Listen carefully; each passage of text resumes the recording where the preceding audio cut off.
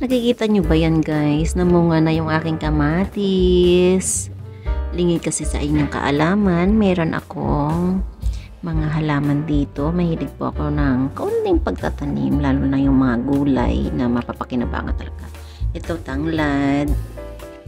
Meron akong alugbate. Ayun, namunga na, namulaklak na yung mga alugbate ko. At ito ang latest ang aking kamatis. So, diba? Ito paano, pwede na ito. Pag nahinog, may magamit ng kaunti.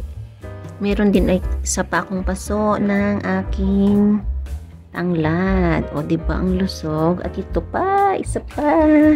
Charan! Ang aking ampalaya. O, diba? Nag-ano na siya, naggapang na siya. O, actually, siya lang dapat dito sa pasong to. Kaso, ang aking roommate, hindi niya alam na ito pala ay nataniman ko ng ampalaya. So, nilagyan niya itong pinya-pinyahan na tanim. So, okay lang yun. Share-share na lang sila. Ito pa, isa pang paso ng oregano.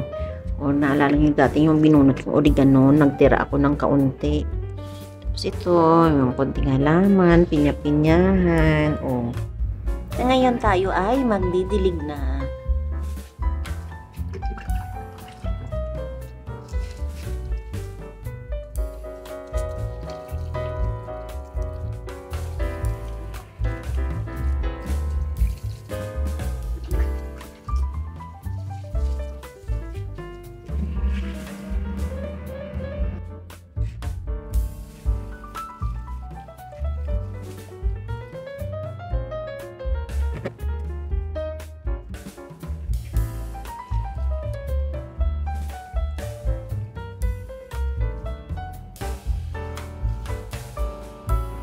Di ko alam kung ilang buwan bago mamunga yung ampalaya at sana mamunga siya at bago sana mag-summer, no, magtag-init, abutin pa siya ng pamumunga kasi alam naman dito sa UAE sobrang init talaga pag nag-summer, so for sure ito mamamatay ito.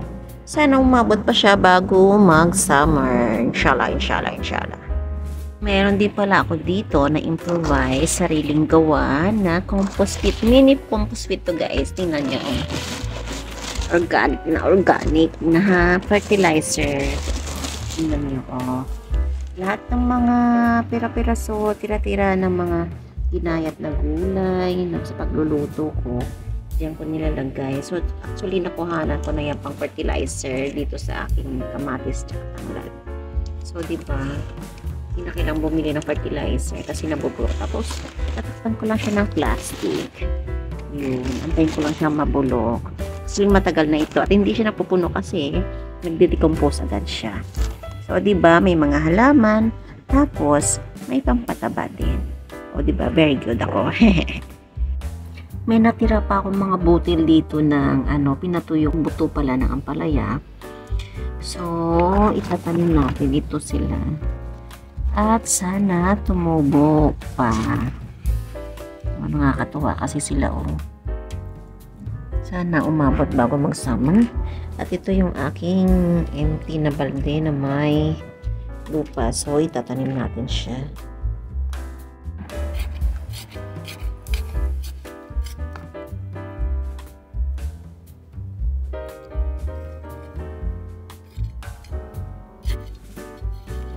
Mga pupo pa ng pusa. Mga pusa dito ginawang toilet tong aking balde.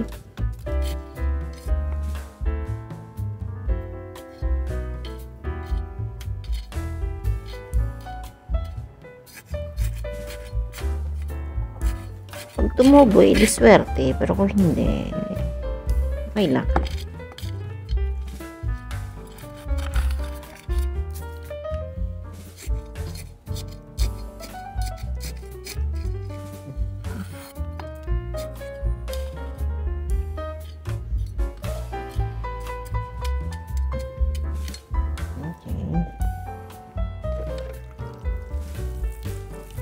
Diligan natin.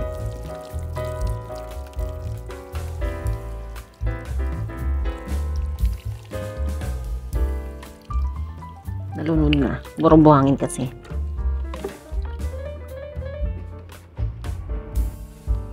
So, update ko kayo guys kung ano magiging resulta nitong pagtatanim ko ng buto ng ampalaya na to.